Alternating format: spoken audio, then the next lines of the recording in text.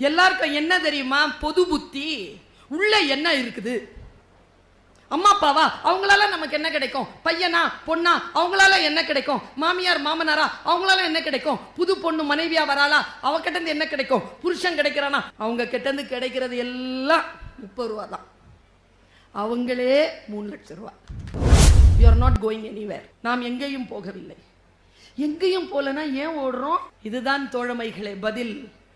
நாம் நின்று கொண்டிருக்கக்கூடிய நிலம் பின்னோக்கி நகர்ந்து கொண்டிருக்கிறது. ஏற்கனவே நிற்க வேண்டிய இடத்தில் நிற்க வேண்டும் என்றால் தலைதெறிக்க ஓடியாக வேண்டும்.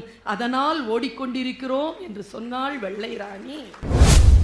எங்க அம்மா அழுதா, இன்னைக்கோங்க நான் சத்தியமா சொல்றேன், எங்க அம்மா அழுதாங்கன்னா எனக்கு இங்க நடுக்க வந்து என் கண்ணுல கண்ணீர் வந்துருதுங்க. எங்க அம்மாக்கு 80 வயசுங்க. அன்னைக்கு ஏதோ நினைச்சுக்கிட்டு நான் வேற, என் பையன் கேட்கறான், வாட் ஹேப்பன்?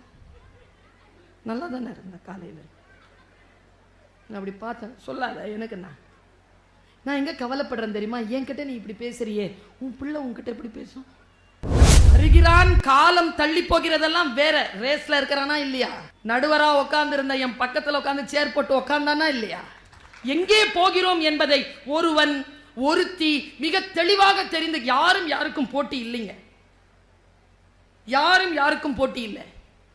பேச்சுத்துறை நன்றாக இருக்க வேண்டும் என்றால் இதோ இந்த நேரத்தில் தமிழ்நாட்டில் ஆயிரக்கணக்கான மீட்டிங் நடந்துட்டு இருக்கு. அங்கே எல்லாம் பேச்சாளர்கள் சிறப்பாக பேசினால்தான் மக்கள் பேச்சுத்துறையின் மீது நம்பிக்கை கொண்டிருப்பார். இந்த உழைப்புங்கிறதுக்கு பின்னால இருக்கக்கூடிய சுரண்டல் இருக்குல்ல, உங்க எல்லாருக்கும் சொல்றேன், உழைப்பை சுரண்டுபவனை விட மிக மிக கொடூரமானவன் நம் நேரத்தை சுரண்டுபவன். நேரத்தை சுரண்டுவதற்கு நீங்கள் அனுமதிக்காதீர்கள். ஒரு டைம் நீங்க உட்கார்ந்து கேட்கறீங்களா? It is an investment. இது இன்வெஸ்ட்மெண்ட் தான். எதை செய்தாலும் இன்வெஸ்ட் பண்ணுங்க. இன்வெஸ்ட் பண்ணிட்டு வரணும்னா, அயல் நாட்டுக்காரன் ஒரு கதை சொன்னான். வெட்டுக்கிளிக்கும் எறும்புக்கும் ஒரு நட்பு இருந்தது. வெட்டுக்கிளி உட்கார்ந்துட்டு இருந்தது, மழை பெஞ்சது. வெட்டுக்கிளியால பறக்க முடியல, பசியில வாடி இருந்தபோது எறும்பு கிட்ட போய் கேட்டுச்சு. நம்ம நாமக்கல் தங்கம் கேன்சர் சென்டர்ல ரோபோட்டிக் மூலமா அதிநவீன புற்றுநோய் அறுவை சிகிச்சை செய்யறதுனால நம்ம கிட்னியை இழக்க வேண்டியதில்லை. கிட்னியும் பாதுகாப்பா இருக்கும். தங்கம் ஹாஸ்பிடல். பர்ஸ் வச்சிருந்த அந்த பர்ஸை காணோம். ஓடி வந்து ஐயா கிட்ட சொல்றேன். அவர் தான் புத்தக கண்காட்சி நடத்துறார். ஐயா, பர்ஸை காணோம் ஐயா. என்ன கேட்பாரு நினைக்கிறீங்க? சரி, உங்ககிட்ட தான் வரேன், என்னன்னா உங்களுக்கு ரொம்ப பிடிக்கும், என்ன கேட்பீங்கப்பா?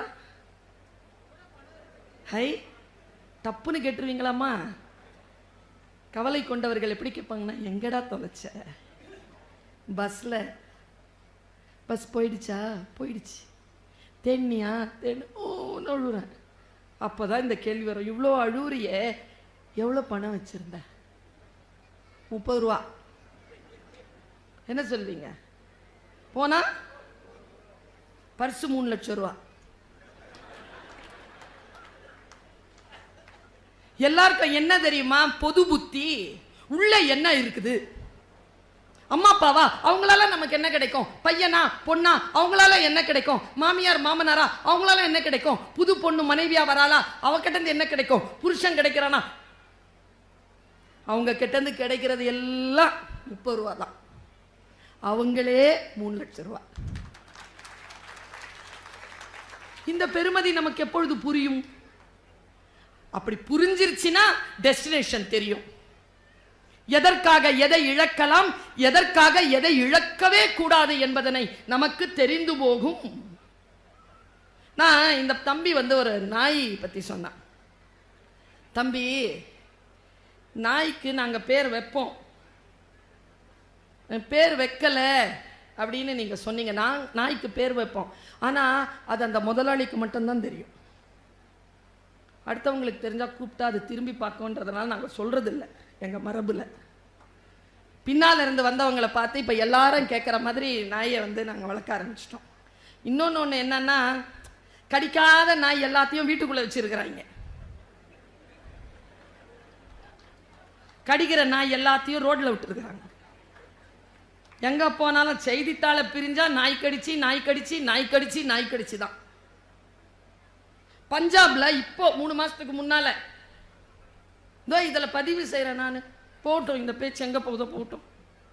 ஹைகோர்ட் இருக்குல்ல, பஞ்சாப் ஹைகோர்ட், அது ஒரு தீர்ப்பு சொல்லி இருக்குதுங்க. பஞ்சாப்ல யாருக்காவது நாய் கடிச்சா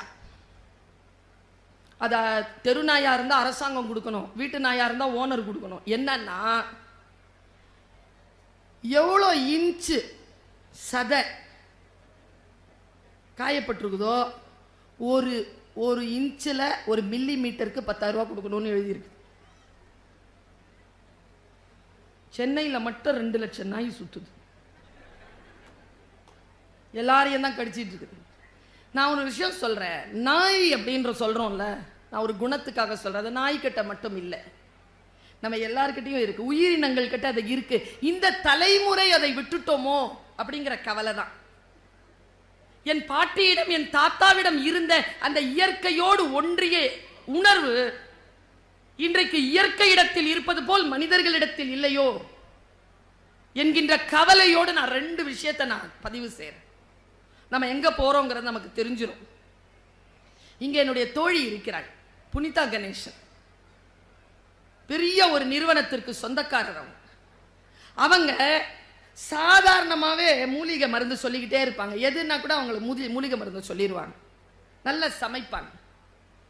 இந்த மூலிகை மருந்து இருக்குல்ல, இந்த இயற்கையோடு ஒன்றிணைக்கக்கூடிய திறன், அந்த மனம் படைத்தவர்கள் தான் தஞ்சையில் வாழக்கூடிய நிறைய பேர்.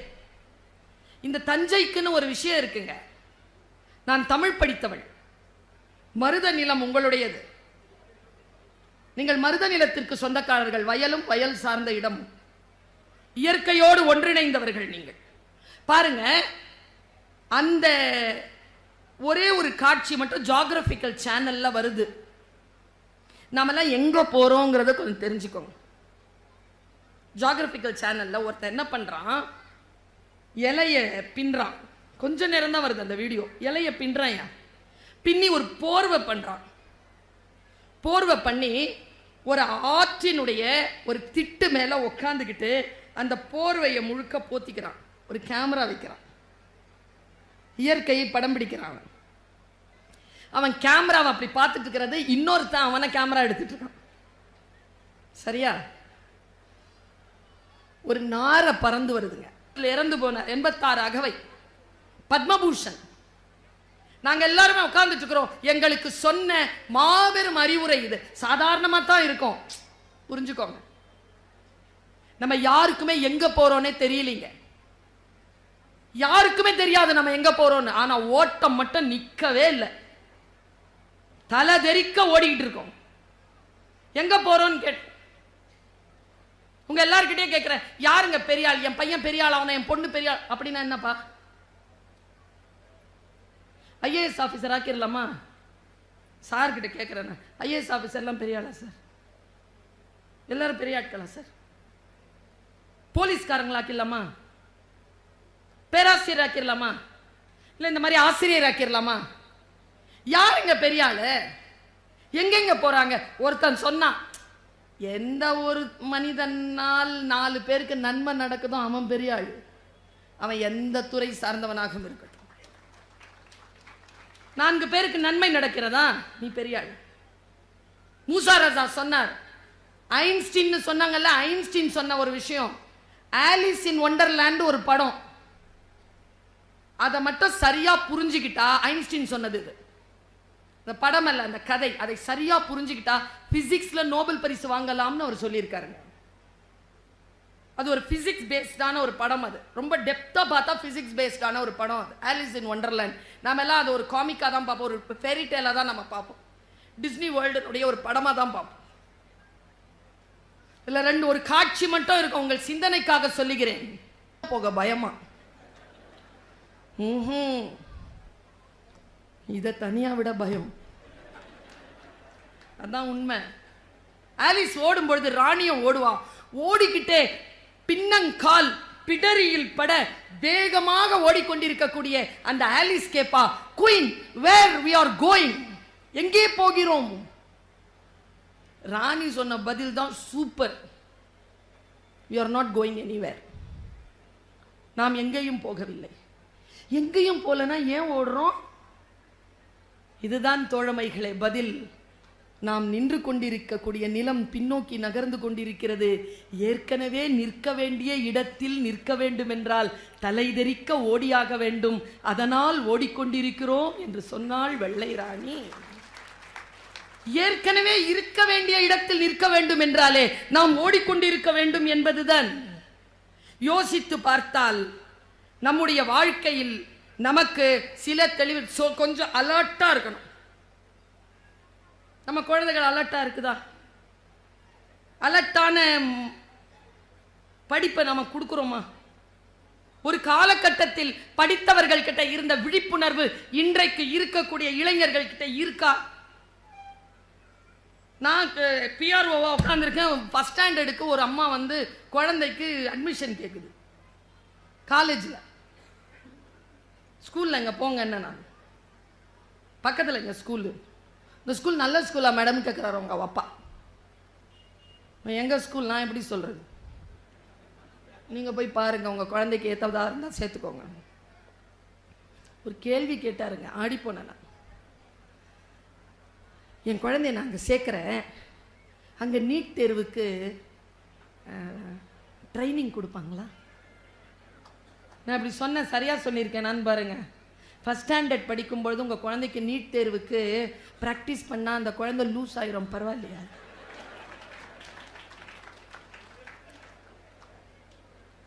நான் ஒன்று சொல்லட்டுமா? குழந்தைகள் வளர்வதற்காக குழந்தைகளாக இல்லை, குழந்தைகள் குழந்தைகளாக இருப்பதற்காக குழந்தைகளாக இருக்கிறார்கள். குழந்தைகிட்ட இருந்து பறிச்சிட்டோமே. எங்க 1.5 வயசு குழந்தை அடிக்குதுங்க அம்மாவை கோவத்தில். அந்த அம்மா சிரிக்குதுங்க. எங்க அம்மாவா இருந்தால் உதட்டில் பளிச்சுன்னு ஒரு அடி விழும், தொடையில ஒரு கிள்ளு விழும். இப்படி பார்த்தாலே நடுங்கி உள்ள போயிடுவோம் நாங்கெல்லாம். இன்னைக்கு பார்த்தா என்ன அப்படிங்குது. எங்க அம்மா அழுதா இன்னைக்கோங்க, நான் சத்தியமா சொல்றேன், எங்க அம்மா அழுதாங்கன்னா எனக்கு இங்க நடுக்க வந்து என் கண்ணில் கண்ணீர் வந்துருதுங்க. எங்க அம்மாக்கு 80 வயசுங்க. அன்னைக்கு ஏதோ நினைச்சுக்கிட்டு நான் அழுறேன், என் பையன் கேட்கறான் வாட் ஹேப்பன். நல்லா தானே இருந்த காலையில். நான் அப்படி பார்த்தேன், சொல்லாத எனக்கு. நான் எங்க கவலைப்படுறேன் தெரியுமா? என்கிட்ட நீ இப்படி பேசுறியே, உன் பிள்ளை உன்கிட்ட எப்படி பேசும்? அவங்கள நம்ம எப்படி வளர்த்து விட போறோம்? எங்கே போகிறோம்? பாண்டிங் இருக்கா இன்னைக்கு? அப்பா நான் ஒரு பாண்டிங் இருந்ததே, அம்மா நான் ஒரு பாண்டிங் இருந்ததே, இன்னைக்கு இருக்கான்னு நான் கேட்கிறேன். இப்படி சொல்றேங்க.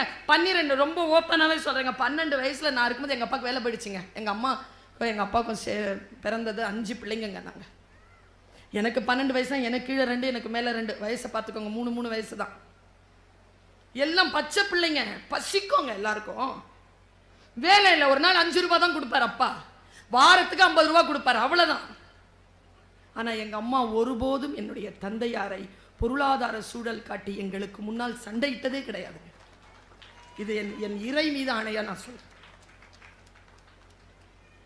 மரியாதை குறைவா பேசினதே இல்லை. ஏன் தெரியுமா? எங்க அம்மாக்கு தெரிஞ்சு போச்சு, எங்க அப்பா சம்பாதிக்கிற சம்பாத்தியத்தை விட முக்கியமானது 5 பிள்ளைங்களுக்கும் தகப்பன் என்கின்ற ஸ்தானத்தில் அவன் இருப்பது. அந்த வேல்யூஸை இன்னைக்கு நாம நம் குடும்ப குழந்தைகள் கிட்ட கொடுக்குறோமா? அம்மா ஒரே சண்டையா இருக்குமா? கல்யாணம் ஆகி 10 நாள் தானடி ஆச்சு, அப்படிதான் இருக்கும். அம்மா வெளிநாட்டில் இருக்கிறேன் இல்லைம்மா, யாரும் இல்லைம்மா, கூட பயமா இருக்குமா, எல்லாம் சரியா போயிடும்ப்பா. சரி இந்த டெட் பாடியை என்ன பண்றதுன்னு சொல்லுச்சு. அது சண்டையாவா இருக்கு இன்னைக்கு?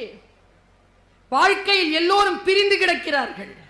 எல்லோரும் பொருள் தன்னை தானே மதித்துக் கொள்ளுதல்ங்கிற லெவல்ல போய்கிட்டே இருக்கும் பொழுது கொஞ்சம் நினைச்சு பாருங்க, ஒரு மிகப்பெரிய ஸ்காசிட்டி வரத்துக்குள்ள நம் உறவுகளை, நம் இயற்கையை, நம் விழுமியங்களை, நம் இலக்கியங்களை நாம் பேணிக்கொள்ள வேண்டும் என்றால் இத்தகைய புத்தக கண்காட்சியில் இருக்கக்கூடிய புத்தகங்களை வாங்கி கொண்டு போய் தன்னுடைய வீட்டில் உணவு நேரத்தில், ஓய்வு நேரத்தில் குடும்பத்தோடு சேர்ந்து இந்த சனியனை கொஞ்சம் மூடி வச்சுட்டு புத்தகங்கள் படிக்கக்கூடிய வாய்ப்பை பெறுங்கள் என் உறவுகளை.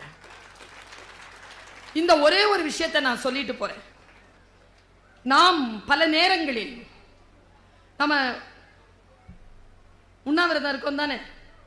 நேற்று கூட ஆடி வெள்ளி பிரதோஷம், கரெக்டா சொன்னா? கொஞ்ச நாளைக்கு முன்னால ஈஸ்டர் வந்தது, 40 நாள் லேந்து நாட்கள் இருந்தீங்களா? அதுக்கு முன்னால வந்தது ரம்ஜான், 30 நாள் நோன்பு இருந்தோமா? எல்லாருக்கும் கேட்கிறேன், எல்லாத்துக்கும் நோன்பு இருக்கோம்ல. நான் ஒரு நோன்பை கற்றுக் கொடுத்துட்டு போறேன். இன்னைக்கு ஒரு நாளைக்கு 2 மணி நேரம் டிஜிட்டல் ஃபாஸ்டிங்ல இருங்க. இதை பயன்படுத்தாம இருங்க. முழிப்பா இருக்கும்போது 2 மணி நேரம் பாருங்க, வித்தை வித்தை நடக்கும். நாங்க இந்த நேற்று ஒரே என்னை எல்லாரும் கரிச்சு கொட்டினாங்க. என்ன, நேற்று இரவு எனக்கு அமெரிக்கால இருந்து ஒரு கால். கரெக்டாக கட் ஆயிடுச்சு. 10 மணிக்கு ஸ்க்ரீன் ஆஃப் போட்டு வச்சிருக்கேன். 7 மணிக்கு தான் ஓப்பன் ஆகும். 10 மணிக்கு மேலே பேச முடியாது.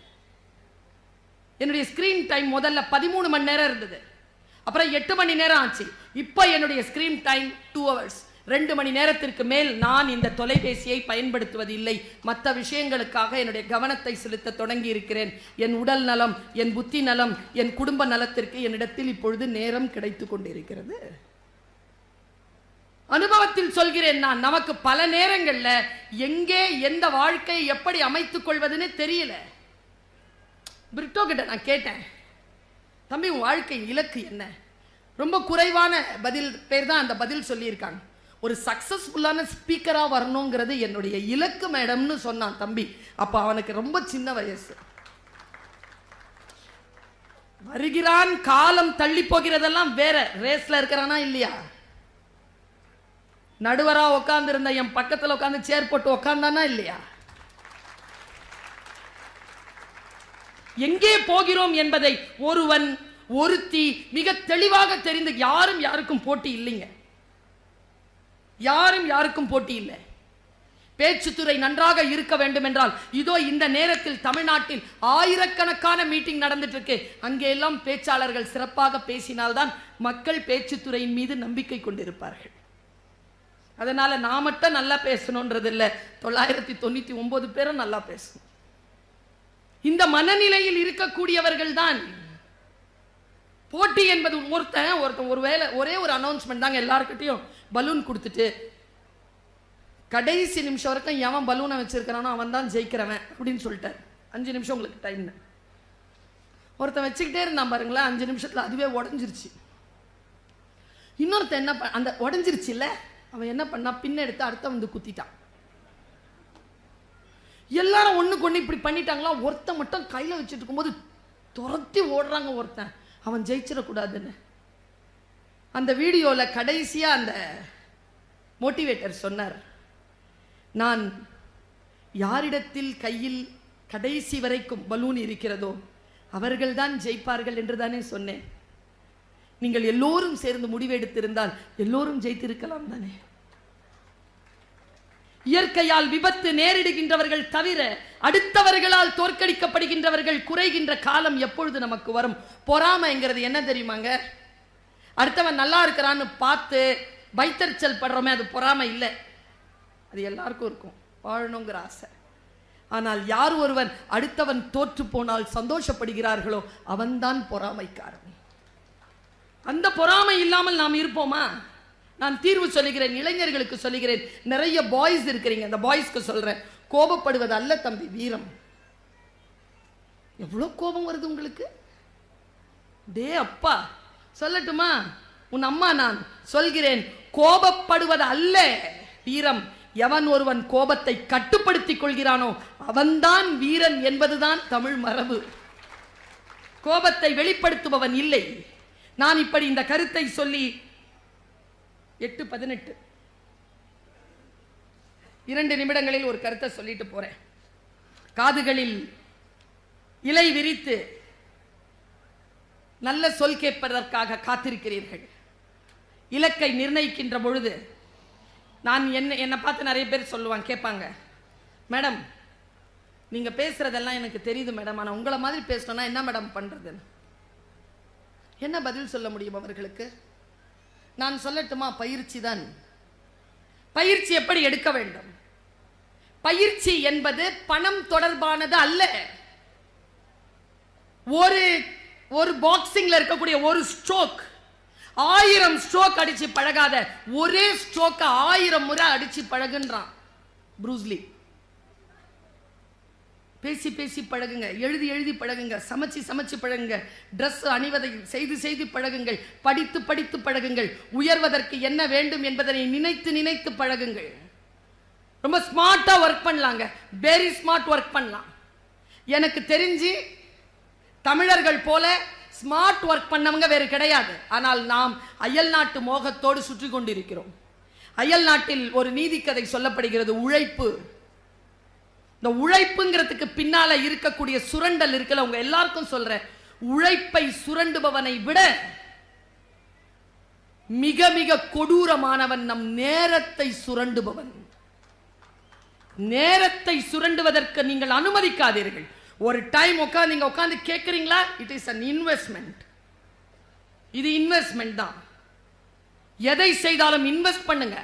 இன்வெஸ்ட் பண்ணிட்டு வரணும்னா, அயல் நாட்டுக்காரன் ஒரு கதை சொன்னான். வெட்டுக்கிளிக்கும் எறும்புக்கும் ஒரு நட்பு இருந்தது. வெட்டுக்கிளி உட்கார்ந்துட்டு இருந்தது, மழை பெஞ்சது, வெட்டுக்கிளியால பறக்க முடியல, பசியில வாடி இருந்தபோது எறும்பு கிட்ட போய் கேட்டுச்சு, பசிக்குது, ஒரே ஒரு நெல்மணி கூட பிச்சை.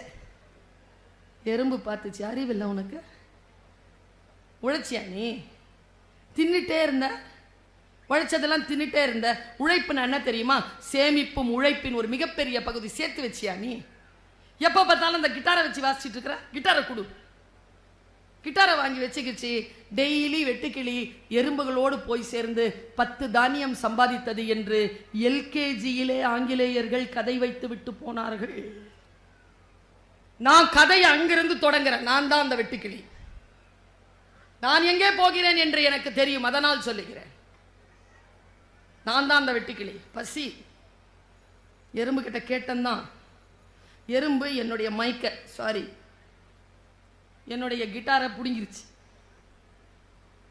நான் அது கூட போய் டெய்லி கூலி வேலை செஞ்சு 10 ரூபா 10 தானியம் சம்பாதிக்கிறேன்.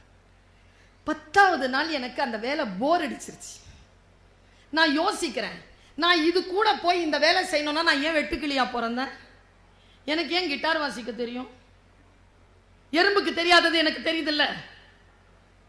செத்தாலும் சாவேனே தவிர, இதை நான் சொல்லலைங்க, எல்லா வெற்றியாளர்களும் சொல்கிறார்கள், வெற்றி பெறுவதோ தோற்பதோ முக்கியமல்ல, இஷ்டத்தின்படி வாழ்ந்துவிட்டு எது எல்லாம் உங்களுக்கு இஷ்டமா இருக்குதோ. இதை சொன்னவர் பாலு மகேந்திரா. எனக்கு படம் எடுக்கிறது பிடிக்கும், வெற்றி தோல்வியெல்லாம் இல்லை, படம் எடுக்க பிடிக்கும், அவ்வளவுதான். சம்பாதிக்கிறனோ புகழோ பயணமோ, மக்களுக்கு நல்லதை சொல்ல வேண்டும். பயணம் போய்கொண்டே இருக்கிறது.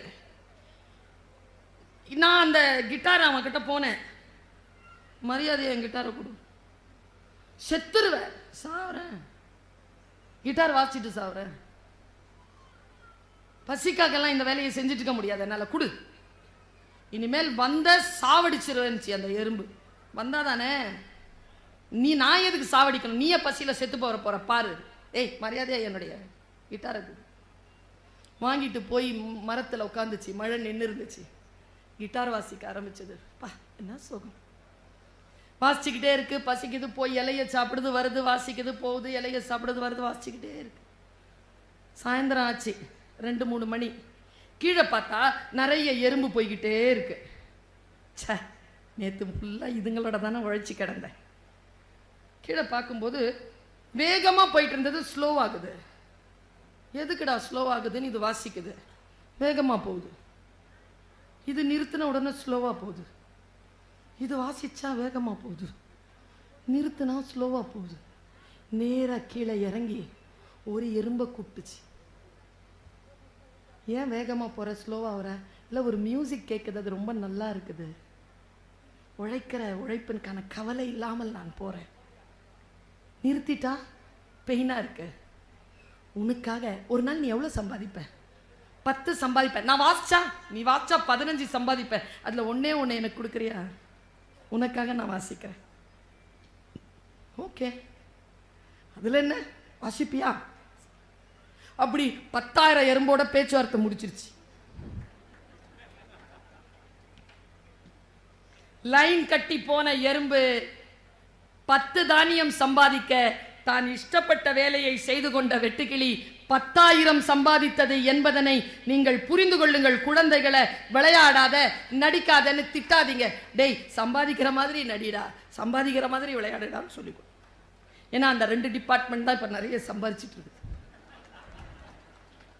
ஒண்ணு மட்டும் சொல்லிக் கொடுங்க, திரையில் தோன்றி மட்டும் நாட்டிற்கு தலைவனாகிவிட முடியாது என்பதனை மட்டும் சொல்லிக் கொடுங்க. தமிழர்கள் அதை நன்றாக அறிந்தே வைத்திருக்கிறார்கள் என்பதனை தெரிந்துதான் பேசுகிறேன். குழந்தைகள் செம்புட்பறவையை போல் சிறகை விரிந்து எழுந்து பறக்கட்டும். நாமும் துறைமுகத்தில் கட்டப்பட்ட கப்பல் போல ஆழ்கடலை பல சூறாவளிகளை கடந்து நம்முடைய பயணங்களை மேற்கொள்ளுவோம். இப்படி சொல்லி நிறைவு செய்கிறேன். டெஸ்டினேஷன் இல்லை, இலக்கு அல்ல நோக்கம், பயணம்தான் நோக்கம். பயணத்தை பொருள் புரிந்து தயாரித்து கொண்டு செய்தால் நாம் எங்கே போகிறோம் என்பது நமக்கு புரிந்து போகும். வாழ்க தமிழ், வளர்க தமிழ்நாடு. உங்கள் அத்துணை பேருக்கும் வாழ்த்து.